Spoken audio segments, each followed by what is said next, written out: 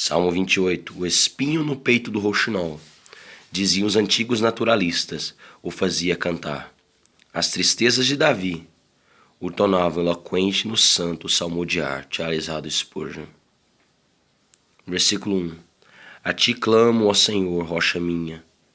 Será vão clamar às rochas no dia do julgamento, mas a nossa rocha atende aos nossos clamores. Charles Haddon Spurgeon.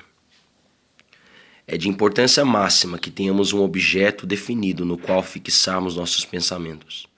Invoca-me e te responderei. Anunciar-te-ei coisas grandes e ocultas que não sabes. Esse alguém que olha para nós, nos ouve, se importa conosco, se prepara para nos responder. Caro leitor, no momento de sua dificuldade, não vagueie.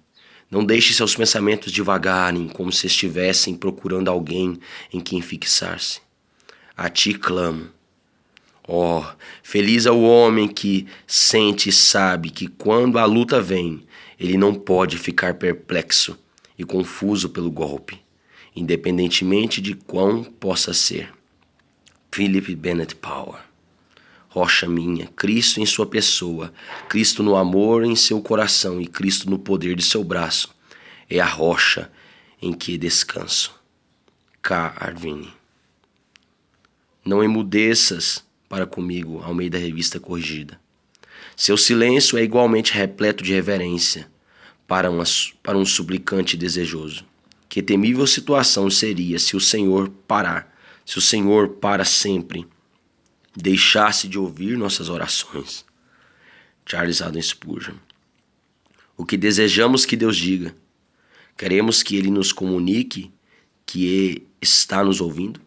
Queremos ouvi-lo falar tão distintamente a nós como sentimos que temos falado com Ele? Rutherford disse ao comentar a demora do Salvador em responder o pedido da mulher cirofenícia. É dito que ele não respondeu com palavra alguma, mas não é dito que ele não ouviu palavra alguma. Cristo muitas vezes ouve quando não responde. O seu não responder é uma resposta e, portanto, diz, continue orando, vá e clame, pois o Senhor mantém sua porta fechada. Não para mantê-lo fora, mas para que você bata, e então se abrirá. Philip Bennett Power. Para que não se suceda, se te calares acerca de mim, seja eu semelhante aos que descem à cova. Com terror secreto diariamente ouço-os, blasfemando os dons inefáveis de sua graça e ridicularizando a fé e o fervor dos piedosos com mera imbecilidade da mente. Temo que insensivelmente eu possa me tornar tal auto-enganador que disfarce minha timidez criminal com prudência. Sei que é impossível agradar o mundo corrupto e o Deus Santo, e, ainda assim, perco essa verdade de vista. Fortalece-me, ó Senhor, contra essas declinações tão nocivas à tua glória, tão fatais à fidelidade da qual és digno. Jan Maslam. Versículo 2. Ouve-me as vozes súplices. Uma oração silenciosa pode ter volume mais alto do que os clamores dos sacerdotes que procuram acordar Baal com seus gritos. Charles Haddon Spurgeon. Quando erguer as mãos para o teu santuário, estendemos as nossas mãos vazias, pois somos pedintes. A erguermos, pois buscamos suprimentos celestiais. A erguermos em direção ao trono de misericórdia de Jesus. Charles Haddon Spurgeon. Versículo 3. Não me arrastes com os ímpios. Eles serão arrastados para o inferno, como os antigos criminosos eram arrastados através dos obstáculos até Tibur. Como toras extraídas para o fogo, como feixes de vara para o forno. Davi teme que, sendo incluído no grupo dos ímpios, seja arrastado para a mesma condenação. Os quais falam de paz ao seu próximo, porém no coração tem perversidade. Palavras suaves escorregadias com amor fingido. Seria melhor ser trancado em um poço com serpentes do que ser forçado a viver com mentirosos. Charles Haddon Spurgeon. O amor dissimulado é pior do que o ódio. A amizade falsificada não é melhor do que uma mentira. Thomas Watson. Versículo 4. Leitor incrédulo. Qual será a sua sorte quando o Senhor tratar com você no juízo final? Nossos esforços são tomados como fatos. Deus considera a vontade como ato e pune ou recompensa de acordo. Charles Haddon Spurgeon. Paga-lhe segundo as suas obras. É inquestionável que se a carne nos leva a buscar vingança, o desejo é perverso aos olhos de Deus. Ele nos proíbe de praguejar o mal contra nossos ímpios em vingança. O profeta santo não se inflama aqui por sua tristeza pessoal a ponto de jurar a destruição de seus inimigos, mas abandonando o desejo da carne, ele julga a questão em si.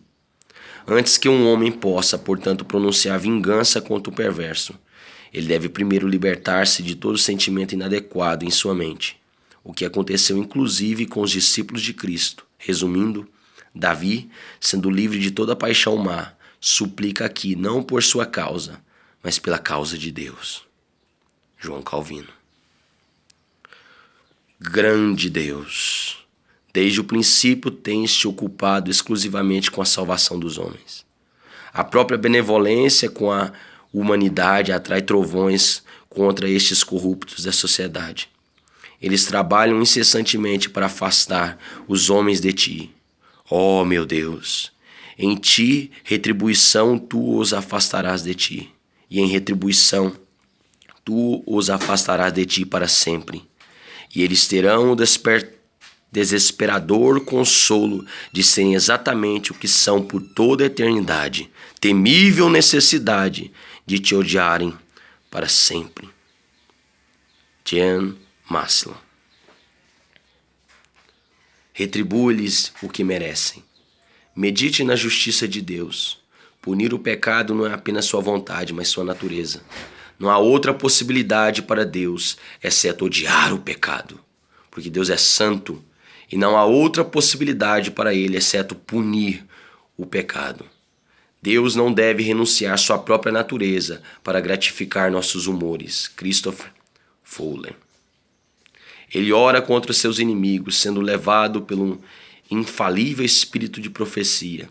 Olhando para esses homens e vendo os inimigos de Cristo, de todo o seu povo, em todas as eras. David Dixon. Paga-lhes, retribui-lhes, ele os derribará. Fossem os verbos em todas essas passagens conjugados no futuro, eles aparentariam ser o que claramente são, profecias sobre os julgamentos divinos que desde então têm sido executadas contra os judeus. George Warner. Versículo 6. Bendito seja o Senhor. Até aqui o nosso salmo era uma oração e agora se transforma em louvor. Aqueles que bem oram, em breve louvarão. Oração e louvor são dois lábios da alma, dois altares, dois dos lírios de Salomão. Charles Haddon Spurgeon. Versículo 7. O Senhor é minha força. Se lhe acrescentarmos força, se o fardo for dobrado, ainda que sua força seja triplicada, o fardo não será mais pesado, antes mais leve. Se não pudermos carregá-los com nossa força, por que não podemos suportá-los com a força de Jesus Cristo? Podemos ter a força de Cristo. Podemos ter a força de Cristo? Sim, podemos. Essa mesma força nos é concedida por fé. Portanto, a força de Cristo é nossa, transferida para nós. Isaac Ambrose. O meu coração exulta, e com o meu canto louvarei. Observa o verbo exulta. Não precisamos temer exagero no júbilo ao lembrarmos a graça recebida. Regozijemo-nos, alegremo-nos grandemente nele, pois bom seria se fôssemos mais como a cotovia cantarolando do que como o corvo grasnando. Quando Deus nos abençoa, Deveríamos louvá-lo, bendizê-lo com todo o nosso coração. Charles Haddon Spurgeon. Versículo 8. O Senhor é a força do seu povo, não somente a minha, mas a força de todo cristão. Pois estamos certos de que há suficiente para todos e suficiente para cada um. Matthew Henry.